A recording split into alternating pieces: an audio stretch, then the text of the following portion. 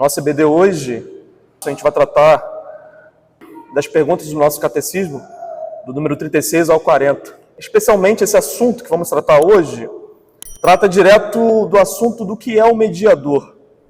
Irmãos, interessante nesse primeiro ponto que eu queria trabalhar com os irmãos, é a definição do que é mediador. O que significa quando olhamos para um termo chamado mediador? O que isso nos remete? E olhando para o dicionário de início, a definição que se trata de mediador é um agente de mediação que busca a solução de um conflito. Essa é a primeira definição de mediador. Qualquer um que for colocar no Google ou em algum dicionário vai ter essa definição. E quando eu penso, particularmente, quando eu penso na figura de um intermediário ou um mediador, como estamos trabalhando aqui, me remete sempre à cena daqueles filmes onde tem um sequestro, aí precisa de uma pessoa que negocia a redição dos vilões, né? Que na minha época, os vilões sempre eram os malvados, né? E existia sempre uma pessoa que fazia a interlocução, que negociava a redição dos vilões. E é muito comum no ramo de negociação, aí tratando no aspecto nosso prático, a gente olhar para quem é o mediador, para quem está sendo de fato representado, tem sempre uma pessoa que negocia em troca de outra e sempre como um representante. E o mais importante, quando olhamos para a figura de mediador, é que em todas as ações que eu citei, o sucesso ou o fracasso, normalmente são depositadas na pessoa do mediador. Normalmente, quando tem uma negociação e ela não consegue ser concluída, não consegue ser bem sucedida, a maioria das vezes, sempre o culpado é a pessoa que estava negociando, ou vice-versa, né? Falando assim, até no conceito de um sequestro, algo do tipo. Tendo em vista o conceito do que é o mediador, vamos para aspectos da nossa aula de hoje, sobre o que é o mediador e qual é a figura do mediador. Vamos abordar a primeira pergunta, a pergunta do catecismo de número 36. Quem é o mediador do pacto da graça? E a resposta do nosso catecismo é o seguinte: o único mediador do pacto da graça é o Senhor Jesus Cristo, que sendo o eterno Filho de Deus, da mesma substância, igual ao Pai, do cumprimento do tempo, fez-se homem. E assim foi e continua a ser Deus e homem, em duas naturezas perfeitas e distintas, em uma só para sempre. A pergunta de número 36 é uma pergunta bastante relevante, irmãos. Esse tema abordado no número 36 do Catecismo. Continuando o assunto que estamos tratando sobre o aspecto da graça, agora temos a figura do mediador. Do que é o mediador? E é importante voltarmos, irmãos, na pergunta de número 32, de que trata como é manifestada a graça de Deus no pacto.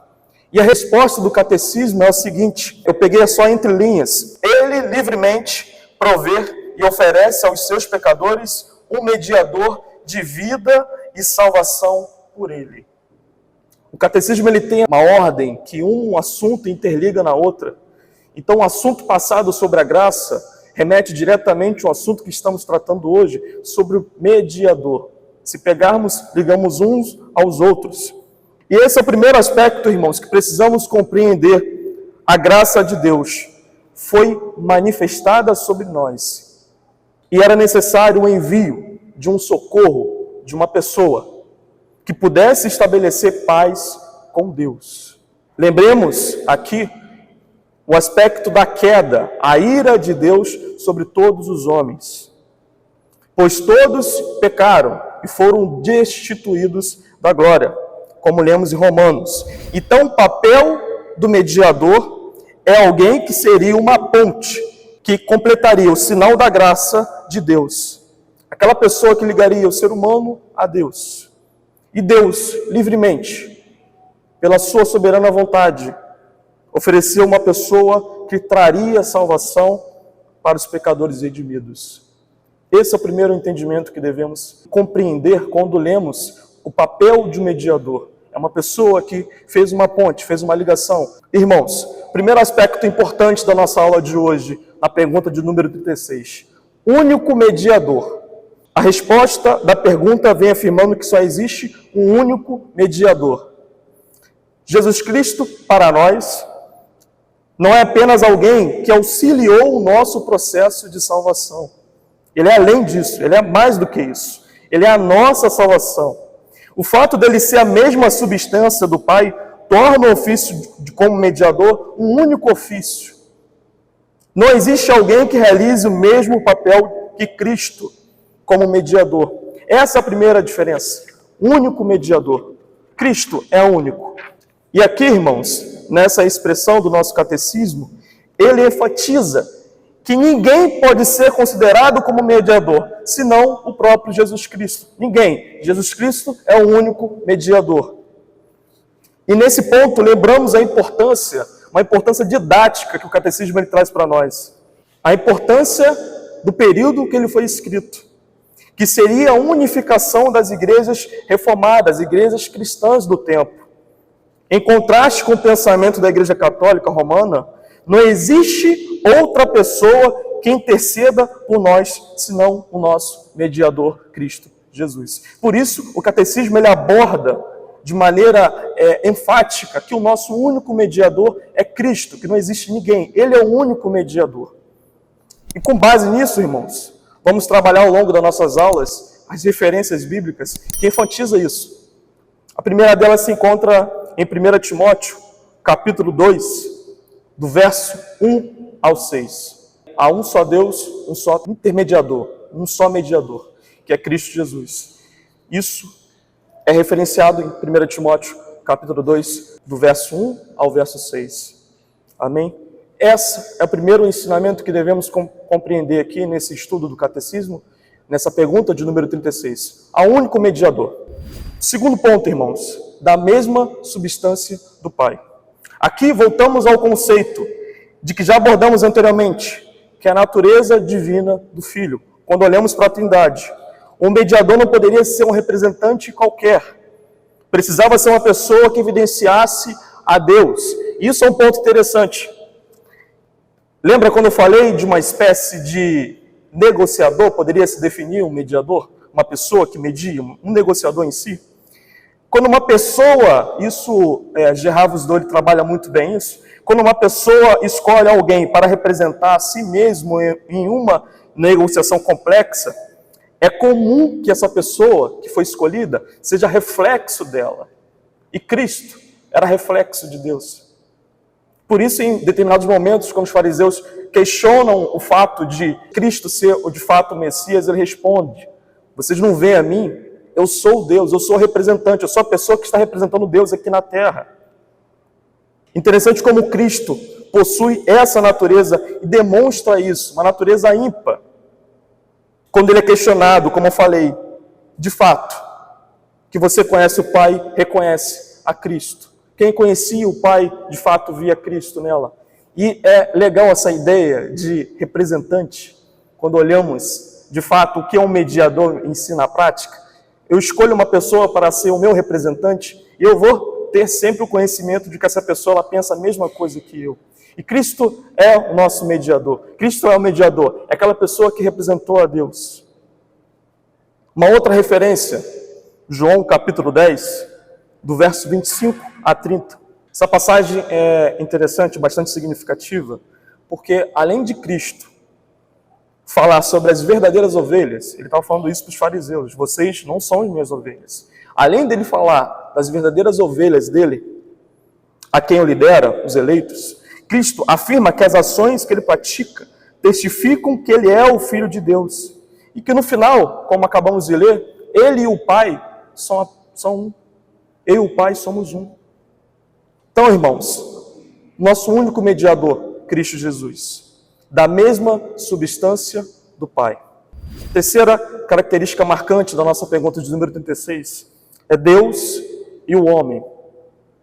Além disso, a última parte da pergunta, daquilo que já trabalhamos, trata da natureza de Cristo.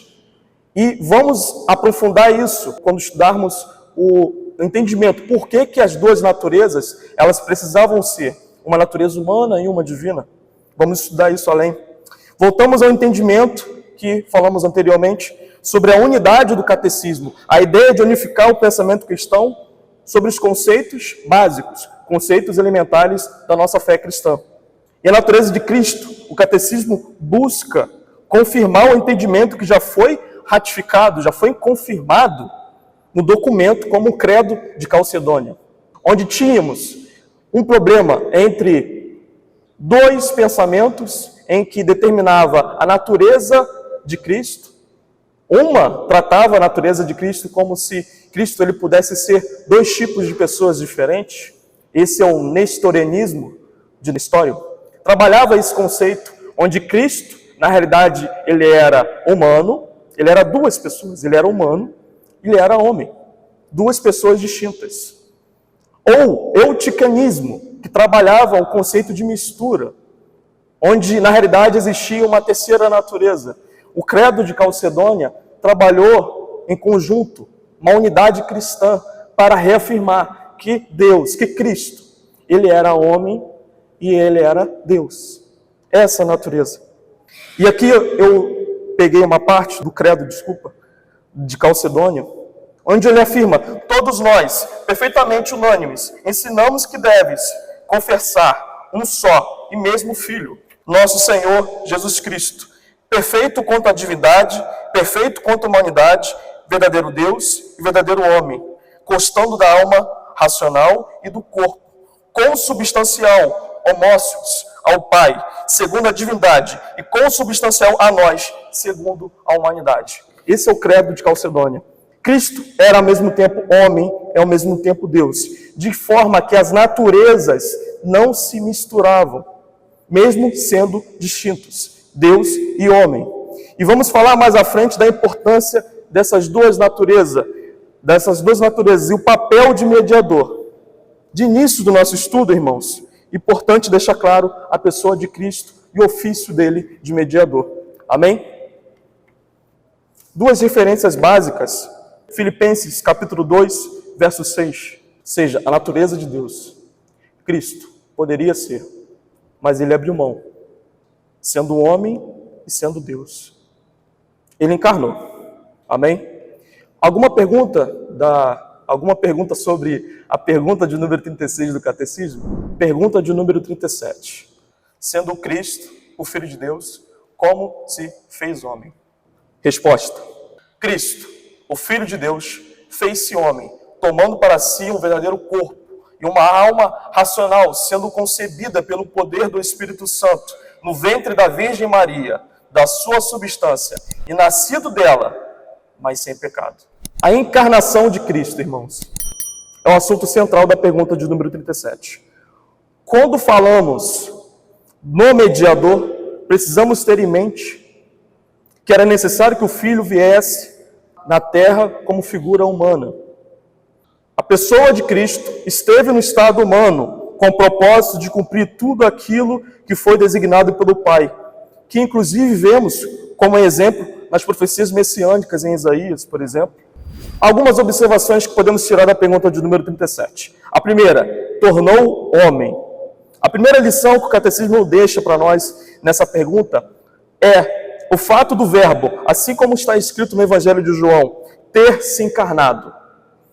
Ter se tornado um homem humano é um dos vários questionamentos que ao longo do tempo a igreja tem sido atacada. O fato do Filho, da mesma essência do Pai, ter se tornado homem é um obstáculo para muitos. Por exemplo, aqui eu cito uma heresia bastante conhecida e combatida ao longo da história da igreja.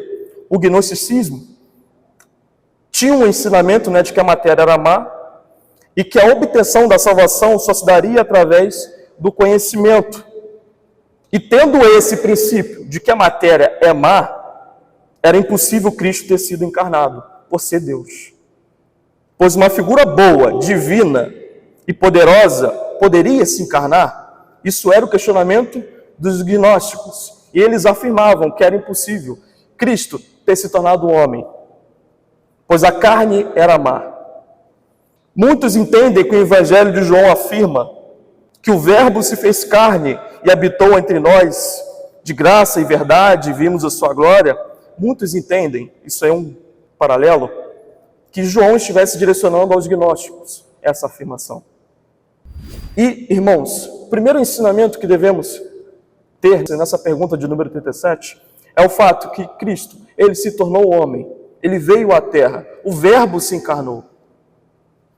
O segundo ensinamento é concebido pela Virgem Maria através do poder do Espírito Santo. Outra ênfase que a pergunta nos traz é o estado de nascimento de Cristo. Talvez, se estivéssemos sendo questionados por um gnóstico, a pergunta que ele poderia muito bem realizar é: ok, se Cristo é divino e se encarnou, como conciliamos a ideia de uma natureza pecaminosa, onde ele nasceu através dela, sem pecado? Como conciliamos isso, irmãos? E a resposta do que temos é que o nascimento de Jesus foi realizado através da obra do poder do Espírito Santo, que escolheu Maria, que era virgem, para que nascesse. E como sabemos, irmãos, aqui é um adendo, que Maria depois ela foi coabitada com José. Ela não permaneceu virgem. Então, Maria teve Jesus, mas teve na natureza dentro da situação virginal. Um dos documentos mais conhecidos, e aqui eu enfatizo porque é um dos que mais lemos ao longo dos nossos cultos, é o Credo dos Apóstolos. O documento retrata o nascimento virginal de Jesus. Destaca o papel de uma serva que o Espírito realizou como instrumento. Maria foi um instrumento para a cooperação da natureza santa de Deus. Nascendo sem pecado, ao contrário de nós, irmãos, que como herança de Adão, tivemos a nossa concepção maculada. Cristo. Podemos explicar a natureza do homem sendo criada através de Cristo, sendo santo através do poder do Espírito Santo e a natureza virginal do nascimento dele. Algumas referências que temos: Mateus, do capítulo 26, verso 38, mostra a natureza humana que Cristo teve aqui. Mais uma referência, Lucas 1, versículo 31. Essas duas referências, irmãos, demonstram para a gente que Cristo, ele veio aqui à Terra, ele habitou aqui como ser humano. Amém? Alguma pergunta sobre esse ponto do nosso estudo? Alguma dúvida sobre isso? Pergunta de número 38. Qual a necessidade do mediador ser Deus? Trabalhamos que Cristo veio à Terra como homem. E agora, irmãos, qual a importância do nosso mediador, ele ser Deus? Resposta do nosso catecismo: era necessário que o mediador fosse Deus para poder sustentar a natureza humana e guardá-la de cair debaixo da ira infinita de Deus e do poder da morte, para dar valor e eficácia aos seus sofrimentos, obediência, intercessão, e para satisfazer a justiça de Deus, conseguir o seu favor, adquirir um povo peculiar, dar a este povo o seu espírito, vencer todos os seus inimigos e conduzi-lo à salvação eterna. Todo o ministério de Cristo aqui. Uma pergunta que muitos poderiam fazer: por que o Messias não poderia ser Abraão, Moisés, Davi, ou talvez outro personagem da Bíblia, ou uma outra pessoa? Essas pessoas não foram inspiradas pelo Espírito, não andaram com Deus? Irmãos, a explicação se deve a um conjunto de fatores que o catecismo aqui ele trabalha. A primeira delas, que é muito importante que devemos compreender, a necessidade de justiça de Deus. Muito pouco falado hoje no mundo contemporâneo, a justiça de Deus. Entendendo o conceito de expiação, sabemos que para que a justiça de Deus fosse satisfeita, deveria ocorrer uma obra perfeita, uma obra completa, perfeita. E somente um sacrifício de um cordeiro imaculado, sem defeitos, seria aceito como forma de justiça por todos os pecados do seu povo. Um ser humano, por mais que fosse bom, não poderia cumprir esse requisito por completo, por causa da sua natureza. Lembramos, a queda do homem, a herança de Adão. Por mais que o homem fosse bom, ele por completo não poderia cumprir a necessidade de justiça. E da onde tiramos isso? Romanos 3, verso 24 a 26. Irmãos, a necessidade de justiça. Isso era um aspecto bastante relevante para entendermos a necessidade de um mediador. A justiça de Deus, ela precisava ser cumprida. E ninguém poderia se oferecer como sacrifício. Interessante que o apóstolo Paulo, já citei aqui outras vezes, ele fala do gentio primeiro, depois ele fala do judeu, depois ele fala que todos pecaram, e por último ele afirma que somos justificados através da pessoa de Cristo Jesus. Não há ninguém que possa ser justificado, seja ela pela revelação geral, ou seja ela pelo cumprimento das leis. Há necessidade de justiça. Segundo aspecto, por que o nosso mediador deveria ser Deus? Segundo aspecto, a necessidade de santidade. Além disso, a santidade, algo que sempre foi requerido ao longo da história da igreja, desde o Antigo Testamento até o Novo, era um outro requisito.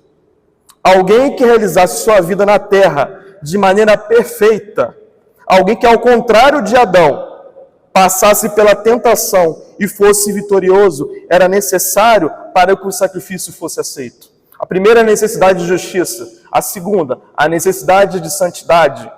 Somente Cristo cumpriu essa obra. A terceira necessidade, irmãos, do nosso mediador ser Deus, era a necessidade, como está escrito aí, de conduzir o seu povo à salvação. E esse aqui é o último ponto da nossa pergunta de número 38.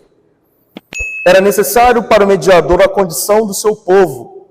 Ele o chamou de forma eficaz para que vivesse uma vida dirigida pelo seu Consolador, o Espírito Santo, a fim de que todos os que foram entregues, como lemos em João 10, 25 a 30, a fim de que todos que forem entregues, de maneira nenhuma, seja jogado fora.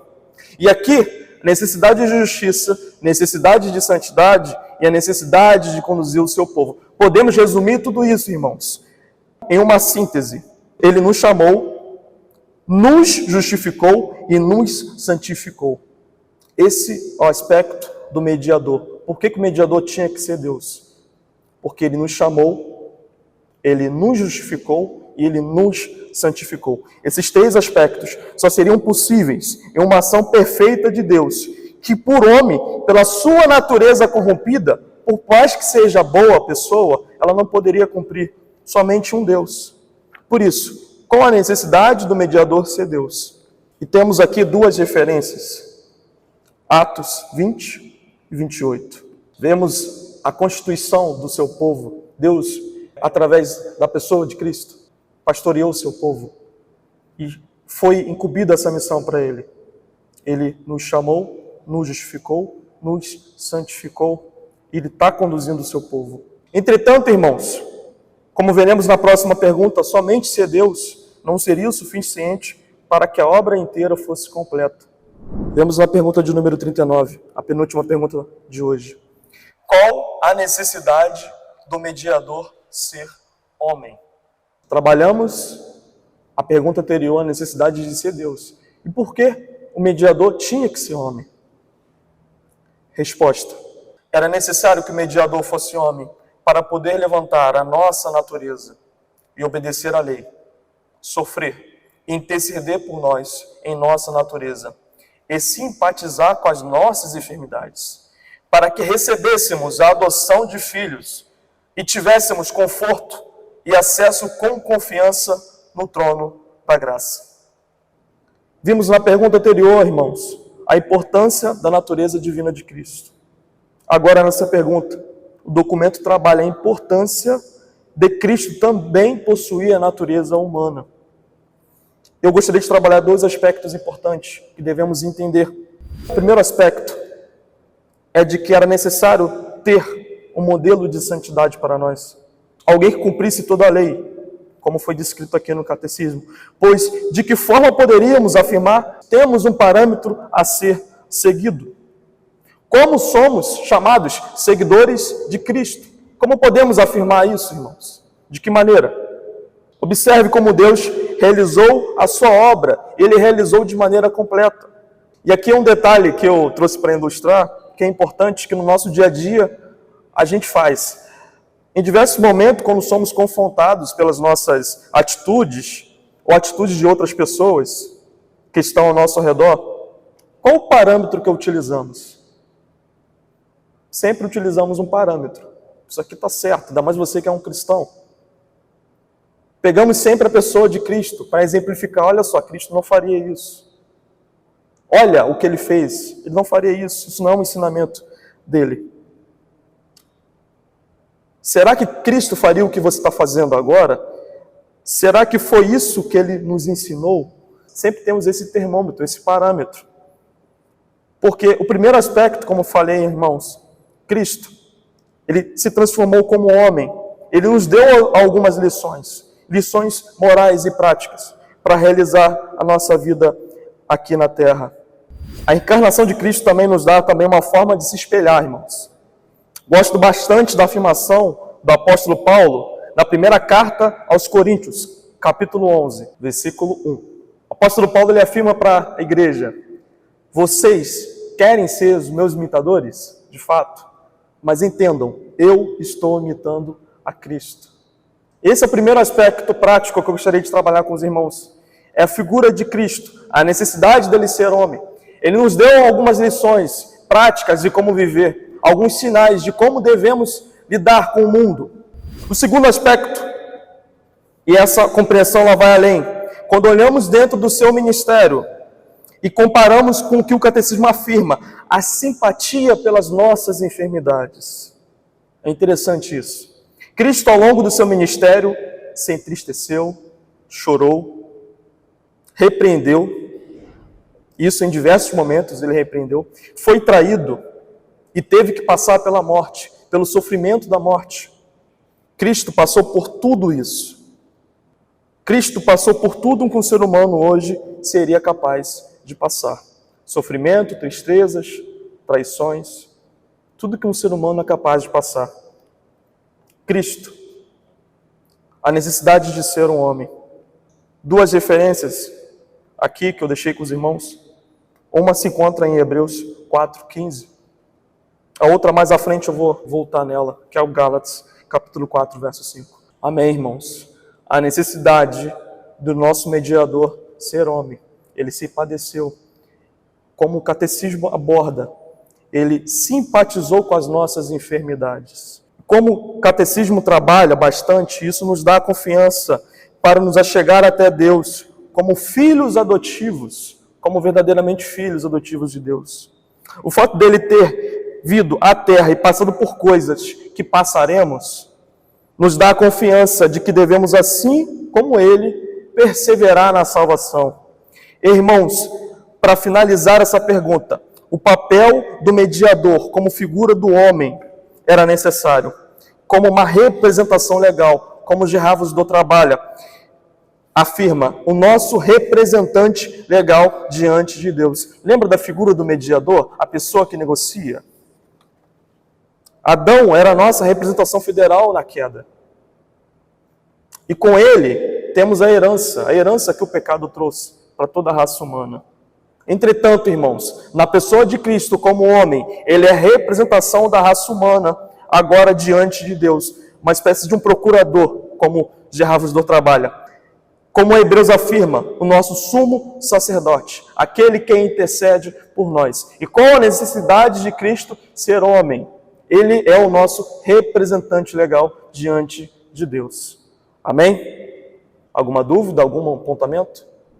Vamos para a última pergunta, irmãos. Encerrando já. Qual a necessidade do mediador ser Deus e homem em uma só pessoa? Ao longo dessas 5 perguntas que trabalhamos, do 36 ao 39, por último, a 40, trabalhamos o aspecto de Cristo ser, de fato, Deus, nosso mediador, ser homem, e qual a necessidade de um de outro. Por que ele deveria ser homem e por que ele deveria ser Deus. Para finalizar, qual a necessidade do mediador ser Deus e homem em uma só pessoa. Resposta do nosso catecismo. Era necessário que o mediador, que havia de reconciliar o homem com Deus, fosse Deus e homem, isto em uma só pessoa, para que as obras próprias de cada natureza fossem aceitas por Deus a nosso favor, e que nós confiássemos nela como as obras da pessoa inteira. Trabalhamos o aspecto de Deus, de Cristo, na sua natureza, ser homem e ser Deus. A pergunta do catecismo: temos a unificação das duas naturezas. O nosso mediador era tanto Deus quanto homem de forma. E essa forma das duas naturezas não tornavam Cristo em duas pessoas distintas, como eu trabalhei antes, ou criasse uma terceira natureza. Cristo representou a humanidade caída, sendo Deus e homem. Sendo homem, passou por todos os estágios da humanidade, como citamos, e sendo Deus, exerceu toda a vontade boa e perfeita do Pai. De que forma que afirma o catecismo que as obras das duas naturezas, quanto humana quanto a divina, foram aceitas diante de Deus. E essa é a nossa maior garantia, como o catecismo aborda. Cristo, ele não era apenas uma pessoa que veio e fez, como alguns dizem, projetos sociais, mas ele era maior do que isso. Muito maior. Ele era 100% homem, 100% Deus. Para finalizar, qual a importância sobre a pessoa de Cristo como mediador? O que podemos concluir nessas 5 perguntas? E aqui eu vou ser breve para finalizar. A primeira delas: Cristo é o nosso único mediador, como afirma o catecismo. É um breve resumo das 5 perguntas. Se somos salvos, só somos salvos pela obra de Cristo. E quando lemos que Ele é o nosso único mediador, é Cristo, temos que possuir a firmeza de que nada pode substituir a pessoa dele no momento de dirigirmos a Deus. Nada substitui a pessoa de Cristo. Nenhum santo, nada intercede por nós. É Cristo, Ele é o nosso único mediador. Esse é o primeiro ensinamento das 5 perguntas do catecismo. Cristo, Ele é o único mediador. Segunda lição: que Ele esteve presente como homem e como Deus.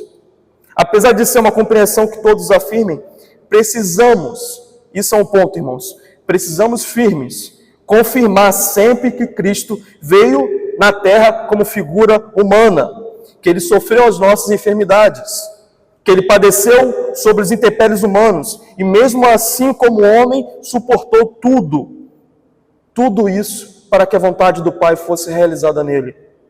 Com isso, irmãos, nos distanciamos das vãs filosofias e heresias como o gnosticismo e compreendemos que a forma como vivemos aqui presente tem grande importância para a nossa salvação. Além disso, temos a importância da figura divina de Cristo, que torna belo toda a sua obra. Quando entendemos o papel de Cristo como homem, como divino, torna todo o aspecto da obra dele muito belo. E aqui nos afastamos dos ateístas e da teologia liberal que busca negar a divindade de Cristo. Precisamos entender que a obra só é completa quando entendemos que Deus desceu até a nós e realizou maravilhas no nosso meio, demonstrando o seu caráter profético. E que nessa junção, irmãos, tudo isso que eu disse agora, nessa junção, toda a obra de Cristo foi aceita. Por isso temos a figura do sumo sacerdote. Por causa de todo o conjunto de obra, temos a confiança, irmãos, a confiança de que somos salvos na pessoa de Cristo Jesus. Amém? Algumas aplicações rápidas para finalizar. O que devemos fazer hoje, no nosso dia? E aqui algumas perguntas que eu gostaria de deixar com os irmãos, fazer igual o reverendo Joel, para que possamos meditar. O que devemos fazer hoje? Como enxergamos o papel de Cristo na nossa salvação? Qual é o papel de Cristo na nossa salvação, como nosso mediador? Será, irmãos, que entendermos que somente Cristo é o nosso único mediador? Ou será que buscamos outros meios fora de Cristo para tentar nos justificar diante de Deus? E eu falo nós, tá, irmãos? Eu também estou inserido nisso. Essa é uma pergunta que eu também tenho que meditar. Quando realizamos os nossos meios de graça, a oração, a ceia, o culto, lembramos da pessoa de Cristo? Isso é internamente, irmãos. Lembramos que, de fato, as nossas orações, elas buscam um mediador. Nosso culto, elas buscam um mediador. Será que os nossos dias, isso voltando ao 1 Coríntios capítulo 11, será que os nossos dias buscamos ser imitadores de Cristo? São perguntas que devemos realizar, irmãos. São perguntas que devemos buscar as respostas dentro do nosso íntimo, dentro de nós.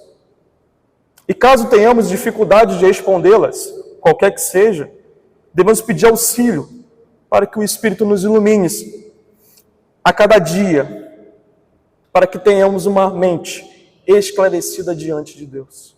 Alguém tem alguma pergunta, alguma consideração a fazer? Amém? Vamos orar para encerrar então?